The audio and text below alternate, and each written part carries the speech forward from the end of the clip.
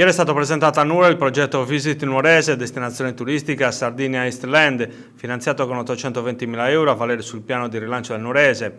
che ha come finalità la valorizzazione ai fini turistici e sociali del territorio della vecchia provincia di Nuoro. Si tratta di un'iniziativa inserita nell'area tematica ambiente e cultura, competitività agroalimentare. Una notizia positiva che però non fa dimenticare agli amministratori i ritardi e le lentezze con le quali si sta procedendo all'implementazione dei progetti approvati dalla cabina di regia del piano di rilancio del Nuorese. E proprio per sollecitare una maggiore celerità, soprattutto nelle iniziative dedicate all'area vasta di Nuoro, il sindaco del capoluogo Andrea Sud e l'amministratore straordinario della provincia Costantino Tidu ieri hanno inviato una lettera all'assessore regionale degli affari generali Filippo Spanu, responsabile della cabina di regia del piano di rilancio del Nuorese, al presidente della giunta regionale Francesco Pigliera, all'assessore regionale della programmazione Raffaele Paci,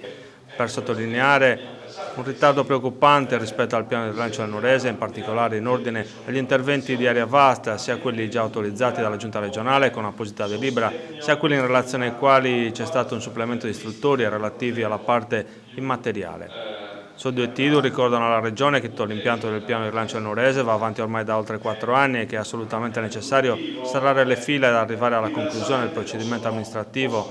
conseguente alla volontà politica. Ne va della credibilità della Regione e delle prospettive di benessere delle nostre comunità. Per questo, concludono il sindaco Sud e l'amministratore Tidu, chiediamo un'immediata convocazione della cabina di regia del piano di rilancio del Nuorese e la definizione di tutti i procedimenti amministrativi necessari per arrivare alla spenta delle risorse sui progetti già approvati.